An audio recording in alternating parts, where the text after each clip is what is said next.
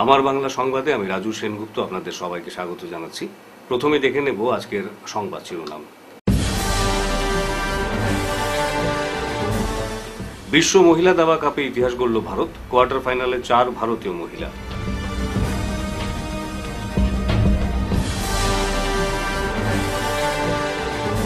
একদিনের জন্য জেলা শাসক, জোরহাটে বেটি বাঁচাও বেটি পড়াও অভিযানে 2 কৃতী ছাত্রীর অনন্য অভিজ্ঞতা।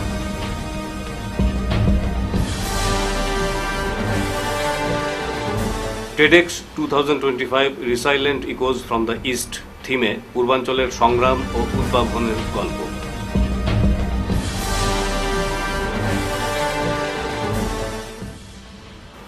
এনএসইউআই নেতার উপর হামলার চেষ্টায় উত্তাল রাজনীতি।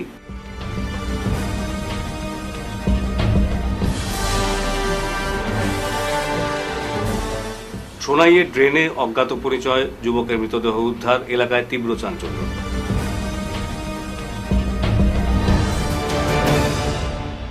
এবারে বিস্তারিত আমার বাংলা সংবাদ। ফিডে বিশ্ব মহিলা দাবা কাপে নতুন ইতিহাস রচনা করল ভারত। প্রথমবারের মতো কোনো একটি দেশ থেকে 4 জন খেলোয়াড় একসঙ্গে কোয়ার্টার ফাইনালে পৌঁছলেন।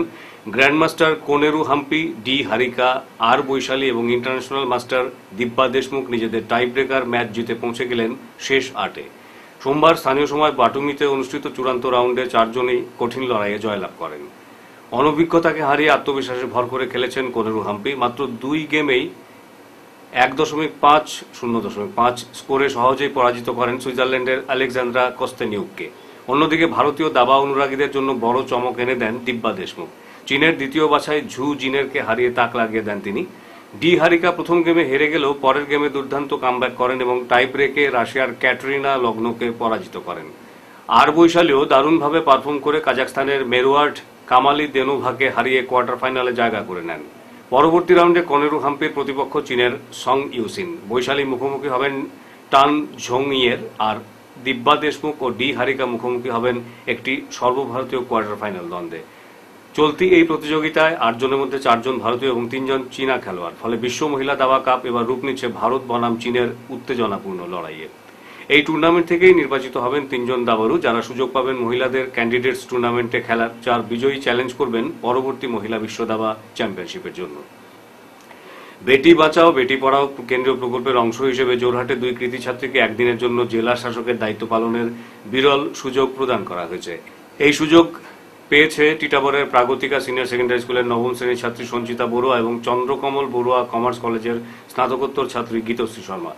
জেলা স্তরীয় প্রবন্ধ প্রতিযোগিতা আমি যদি একদিনের জন্য জেলা শাসক হতামে বিজয়ী হয় তাদের এই সম্মান দেওয়া হয়। প্রতিযোগিতাটি শিশু কল্যাণ বিভাগ আয়োজিত একটি সচেতনতামূলক ও ক্ষমতায়নমূলক উদ্যোগের অংশ ছিল।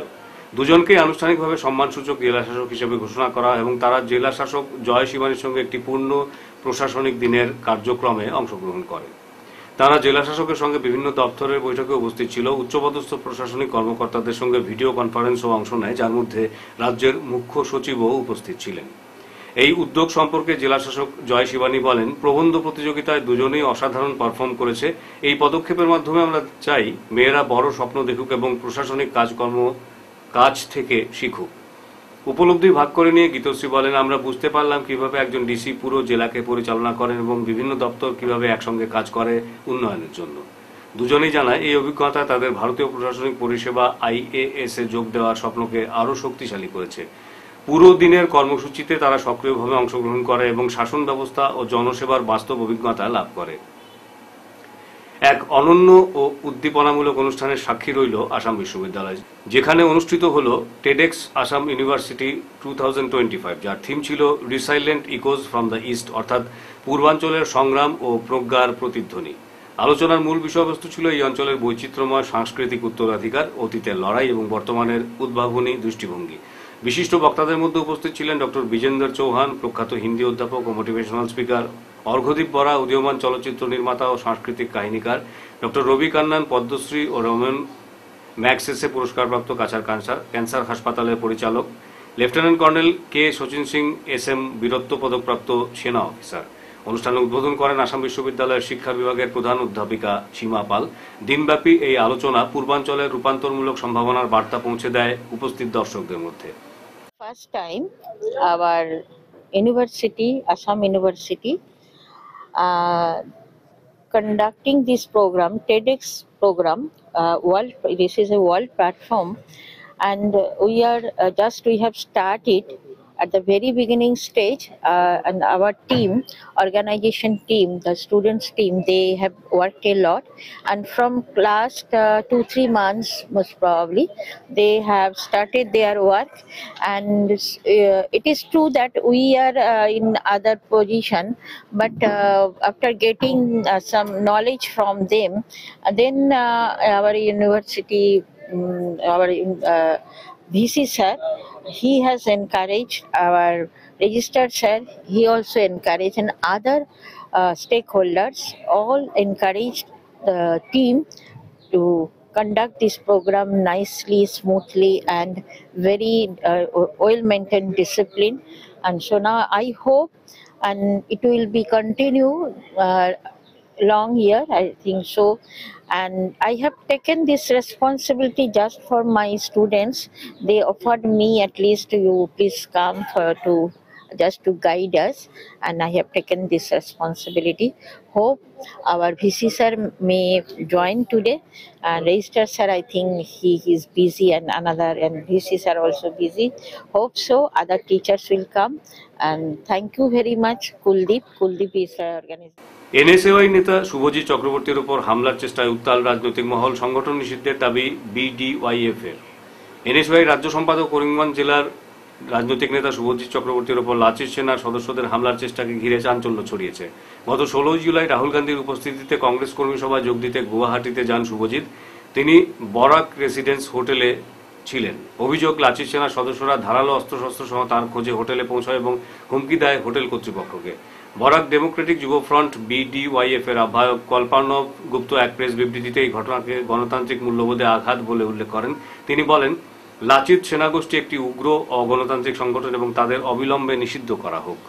সংগঠনটি আরও জানায়, যদি এই ঘটনায় সরকার কঠোর পদক্ষেপ না নেয় তবে বরাক উপত্যকায় গণ আন্দোলন গড়ে তোলা হবে। এই সংগঠনকে অবিলম্বে নিষিদ্ধ ঘোষণা করার আমরা দাবি জানাচ্ছি বরাক ডেমোক্রেটিক ইউথ ফ্রন্টের পক্ষ থেকে।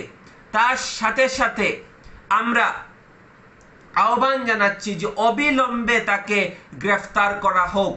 আমরা জানি অসমীয়া জাতি কিভাবে অতিথি পরায়ণ, সেই সৌজন্যতাও তাদের নেই। অসমীয়া জাতি অতিথি পরায়ণ, তারা রাজধানী আমরা অসমে গেলে বিভিন্নভাবে আপ্যায়ন করা হয়।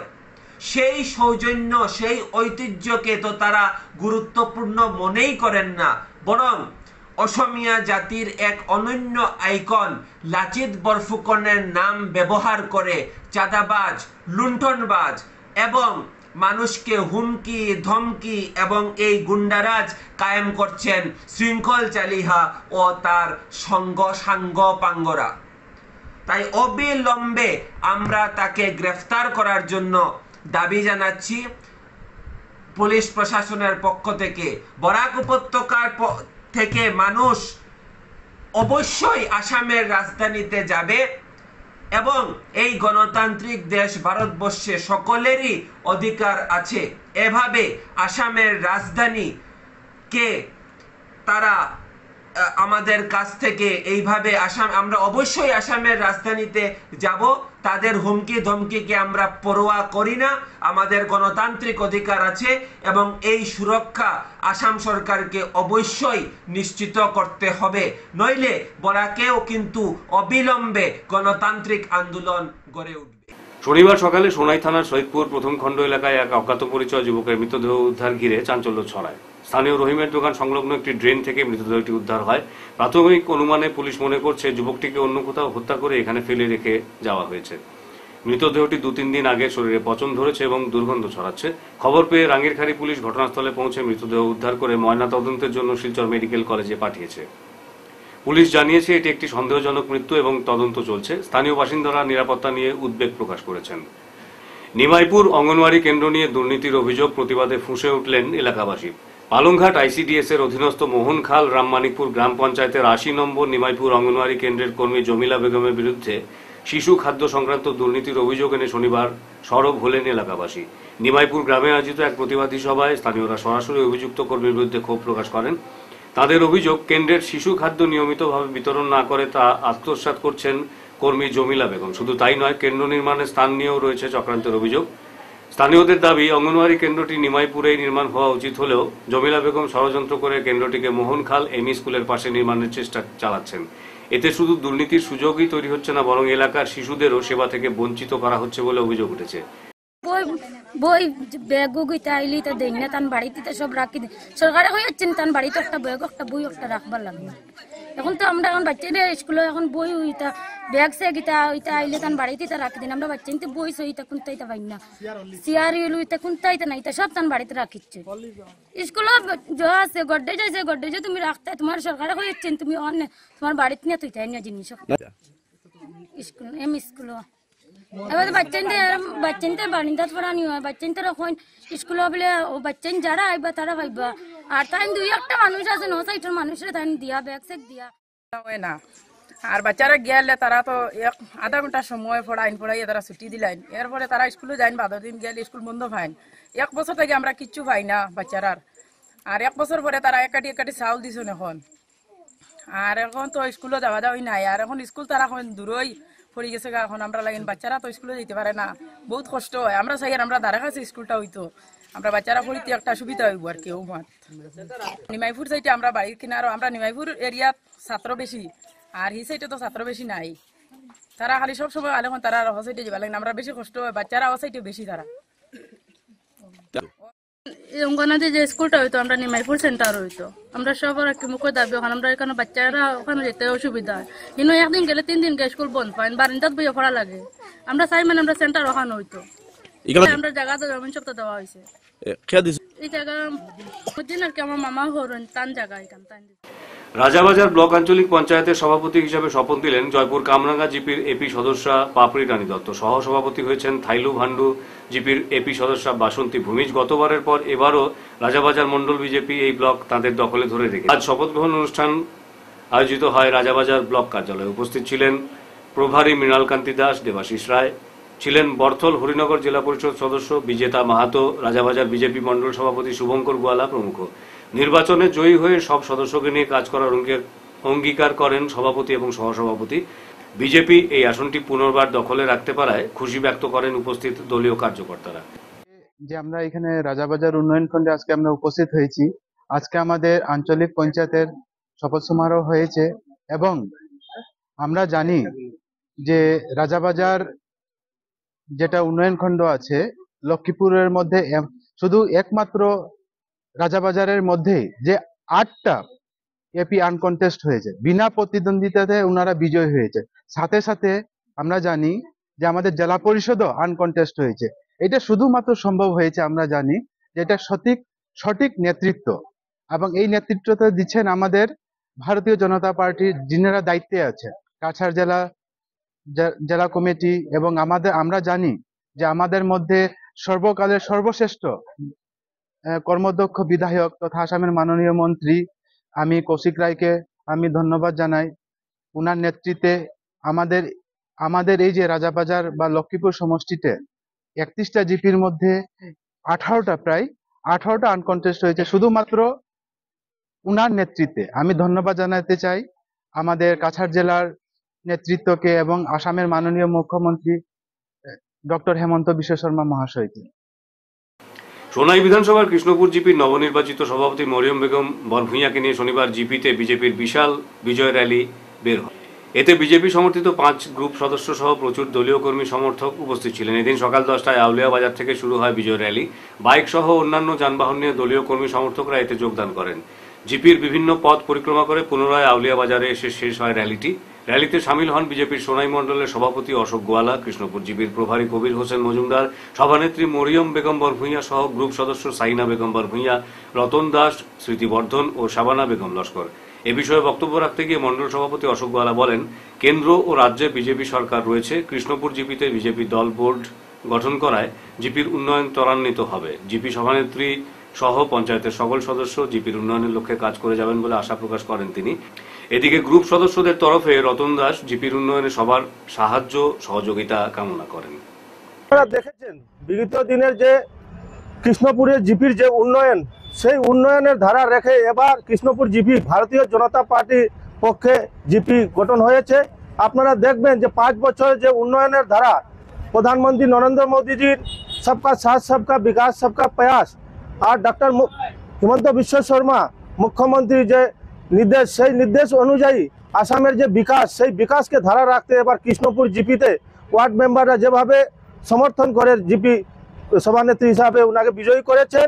আপনারা দেখবেন যে কৃষ্ণপুর জিপির যে দুর্নীতি ছিল বিগত দিনের, সেই দুর্নীতি বন্ধ হবে আর একটি উন্নয়নের ধারা এটা জিপি মডেল জিপি সুনাই সমষ্টির মধ্যে এই 5 বছরে আপনারা দেখবেন যে ভারতীয় জনতা পার্টি আমাদের মুখ্যমন্ত্রীর নির্দেশে আর আমাদের ডিস্ট্রিক্ট জেলা সভাপতি রূপম সাহার নির্দেশে এই মডেল জিপিকে এবার পুনরায় 5 বছরে দেখবেন একটা পরিবর্তনের হাওয়া আসবে আর উন্নয়ন দেখতে পারবে এই এলাকার জনসাধারণ। কৃষ্ণপুর জিপির জনসাধারণ যে উন্নয়নের ধারা, সেই উন্নয়নের ধারা আপনারা দেখতে পারবেন যে 5 বছরে যে স্থবিত ছিল এলাকার উন্নয়ন। আমরা জানতে পেরেছি যে এই মডেল জিপিতে প্রচুর টাকা আছে। এই টাকা এবার জিপির যারা কাজের টাকা ছিল, সেই কাজের টাকা এবার ভারতীয় জনতা পার্টির সরকারের নেতৃত্বে জিপি সভানেত্রীর হাত ধরে কাজের উন্নয়ন হবে। আর 5 বছরে দেখবেন আপনারা যে উন্নয়নের ধারা, সেই উন্নয়নের বিকাশ, সেই বিকাশ আপনারা 5 বছরের ভিতরে পরিবর্তন দেখবেন। নমস্কার সবাইকে। এককভাবে পালংঘাট আঞ্চলিক পঞ্চায়েত দখল করেছে বিজেপি। শনিবার পালংঘাট ব্লকের নবনির্বাচিত আঞ্চলিক পঞ্চায়েত সদস্যদের শপথ গ্রহণ ও বোর্ড গঠনের প্রথম সভা অনুষ্ঠিত হয়। পালংঘাট উন্নয়ন খণ্ড কার্যালয়ে অনুষ্ঠিত সভায় সর্বসম্মতিক্রমে আঞ্চলিক পঞ্চায়েত সভানেত্রী নির্বাচিত হন মনিয়ারখাল জিপির এপি সদস্যা মীনারানী রায় ও উপসভাপতি নির্বাচিত হন কৃষ্ণপুর গঙ্গানগর জিপির এপি সদস্য উপেন্দ্র চন্দ্র দাস। আর এককভাবে পালংঘাট আঞ্চলিক পঞ্চায়েত দখল করেছে বিজেপি। এদিকে এদিন নবনির্বাচিত আঞ্চলিক পঞ্চায়েত সভানেত্রী, উপসভাপতি সহ আঞ্চলিক পঞ্চায়েত সদস্যদের বিজেপির পক্ষ থেকে বিপুল সংবর্ধনা প্রদান করা হয়। পরে এই নিয়ে সংবাদ মাধ্যমের কাছে প্রতিক্রিয়া ব্যক্ত করতে গিয়ে বিজেপির পালংঘাট মণ্ডল সভাপতি অপূর্ব দাস বলেন, পালংঘাট আঞ্চলিক পঞ্চায়েত কংগ্রেস মুক্ত হয়েছে। পালংঘাট ব্লকের 9টি জিপির 9টি আঞ্চলিক পঞ্চায়েত পদে বিজেপি প্রার্থীরা জয়লাভ করেছেন। আমাদের কার্যাল জেলা ভারতীয় জনতা পার্টির পক্ষ থেকে এই পালংঘাট ব্লকের অন্তর্গত প্রত্যেক জনসাধারণকে আমি শুভেচ্ছা অভিনন্দন জানাই যে ভারতীয় জনতা পার্টি প্রত্যেকটা জিপিতে যে আমাদের দলের এপিদেরকে জিতিয়েছেন এবং আজকে আমরা এখানে পালংঘাট ব্লক যে আমরা বিজেপির হয়ে যে আমরা মানে পুরা কমিটি গঠন করেছি, আমরা সভাপতি সহসভাপতি নির্বাচিত করেছি এবং বিগত দিনে আরও আগে আরও আমরা এই 2বার এই পালংঘাট ব্লকে আমাদের ভারতীয় জনতা পার্টির প্রতিনিধিরা প্রেসিডেন্ট এবং ভাইস প্রেসিডেন্ট ছিলেন। আমি আশা করি নবনির্বাচিত এই যে কমিটি আগামী দিনে এই পালংঘাট ব্লকের অন্তর্গত প্রত্যেকটা জিপির যে উন্নয়ন এবং প্রত্যেক গরিব জনসাধারণের জনগণের উন্নয়নের জন্য তারা চিন্তা করবেন এবং আগামী দিনে এত অঞ্চলের জন্য মানে যাতে কোনো স্বচ্ছভাবে প্রত্যেকটা জিপির উন্নয়নের কাজ করে যান, সেই শুভেচ্ছা এবং অভিনন্দন প্রত্যেক জনসাধারণের কাছে জানিয়ে আমি আমার সংক্ষিপ্ত বক্তব্য শেষ করলাম। ডিলিমিটেশনের পরবর্তী সময় দুধপাতিল দুর্গানগর জিপিটি উধারবন্দের রংপুর ব্লকের অধীনে পড়েছে। শনিবার ব্লকের সহসভাপতি বিক্রমকান্তি পুরকাস্ত এবং সভাপতি রবিতা নুনিয়াকে শপথ বাক্য পাঠ করানো হয়। এদিন শপথ বাক্য পাঠে উপস্থিত ছিলেন মোট 10 জন আঞ্চলিক পঞ্চায়েত সদস্য, যথাক্রমে নৃপেন্দ্র সিং, মনোজ ভর, রুমা রবিদাস, দেবব্রত দাস সহ অন্যান্যরা।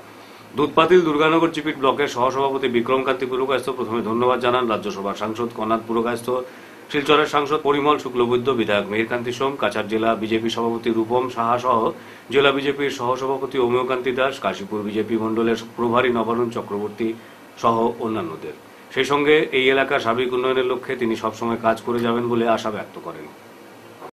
আমার নাম শ্রী বিক্রমকান্তি পুরকাস্ত, আমার জিপি দুর্গানগর। আমরা দীর্ঘ প্রতীক্ষার পর আমরা তো এপি লড়তে জিতছি আমরা বিজেপি দল থেকে। তো আজকে আমরা ব্লকে আমরা শপথ বাক্য পাঠ করা নিয়েছি।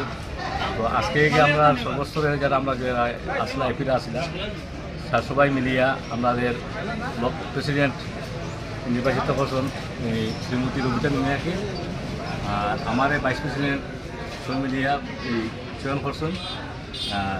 আমি সবচেয়ে বেশি আন্তরিক ধন্যবাদ জানাই আমাদের জেলা কমিটি, আমাদের সভাপতি মাননীয় রূপসা মহাশয় এবং তৎসঙ্গে আমাদের এই রাজ্যের আমাদের রাজ্যসভার এমপি পুরকাস্ত মহাশয় এবং আমাদের শিলচরের লোকসভার শ্রী পরিমল এমপি শ্রী পরিমল শুক্লবৈদ্য মহাশয় এবং আমাদের দলের বিভিন্ন স্তরের কার্যকর্তাগণ এবং আমাদের বিধায়ক মেহেরকান্তি সোম, ওনাদেরকে অশেষ ধন্যবাদ জানাই এবং আমার প্রণাম।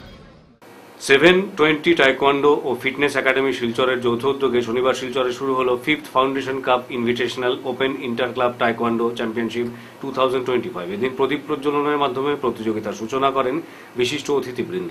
শিলচর সার্কিট হাউস রোডে স্থানীয় এক অনুষ্ঠান ভবনে আয়োজিত এদিনের প্রতিযোগিতায় আত্মরক্ষা ও শরীর চর্চার ক্ষেত্রে টাইকোয়ান্ডো এক অন্যতম মাধ্যম বলে জানান আমন্ত্রিত বিভিন্ন অতিথি। প্রতিযোগিতার উদ্বোধনী অনুষ্ঠানে সাংস্কৃতিক অনুষ্ঠানের পাশাপাশি ব্যায়ামও প্রদর্শিত হয়। প্রতিযোগিতায় কাছাড়, ত্রিভূমি ও হাইলাকান্দি সহ গুয়াহাটি থেকে অনেক প্রতিযোগী অংশগ্রহণ করেছেন। এই প্রতিযোগিতার মাধ্যমে এতদ অঞ্চলের বিভিন্ন বয়সের মানুষ নিজেকে শারীরিকভাবে সুস্থ রাখার পাশাপাশি আত্মরক্ষার ক্ষেত্রে উৎসাহ যোগাবে বলে এদিন আশা প্রকাশ করেন বিভিন্ন বক্তা। Korean martial art, kicking with legs and punching with hands. Thai means kicking with legs and nom. Kon means punching with hands. This sport has been developed in the late 1950s and subsequently it has been included in the Olympic Games in 2000. From 2000 onwards, this game is played in the Olympic also. আমার ভীষণ ভালো লাগছে এই অ্যাম্বিয়েন্সটা দেখে। এটা self ডিফেন্সের একটা sports. এত বাচ্চারা এবং অভিভাবকরা ইন্টারেস্টেড হয়ে এখানে এসছে এবং তারা যে এইভাবে রেগুলার প্র্যাকটিস করে সেটাই বোঝা যাচ্ছে। আজকের যে চ্যাম্পিয়নশিপ হবে এইখানে এই বাচ্চারা তাদের প্রদর্শন করবে। বিভিন্ন জায়গা থেকে প্রতিযোগীরা এসছে, আসামের বিভিন্ন প্রান্ত থেকে। ন্যাশনাল চ্যাম্পিয়নও একজন রয়েছে এখানে, আবার ন্যাশনাল রেফারিরা রয়েছেন। সবাইকে আমি জেলা ক্রীড়া সংস্থার পক্ষ থেকে আন্তরিক অভিনন্দন জানাচ্ছি।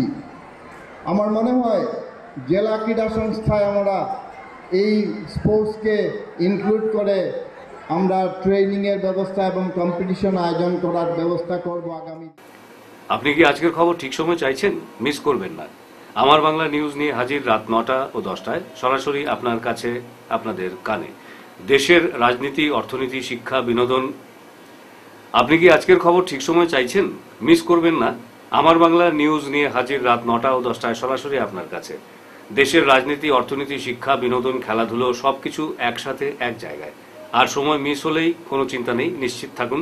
পুনঃপ্রচার দেখবেন পরের দিন সকাল 9টা, বেলা 10টা, বেলা 11টা, দুপুর 12:30 ও বিকেল 3টে।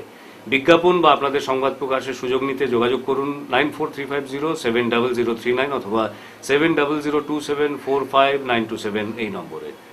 শেষ করার আগে বিশেষ আমার বাংলা সংবাদ আরও একবার। বিশ্ব মহিলা দাবা কাপে ইতিহাস গড়ল ভারত। কোয়ার্টার ফাইনালে 4 ভারতীয় মহিলা।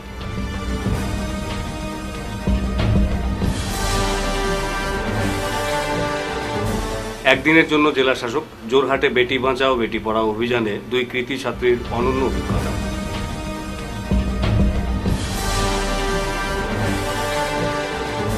TEDx 2025 resilient echoes from the east থিমে পূর্বাঞ্চলের সংগ্রাম ও উদ্ভাবনের গল্প।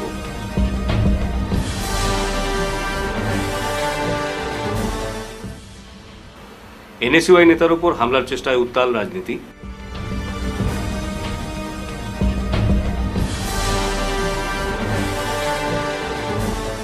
সোনাইয়ে ড্রেনে অজ্ঞাত পরিচয় যুবকের মৃতদেহ উদ্ধার, এলাকায় তীব্র চাঞ্চল্য।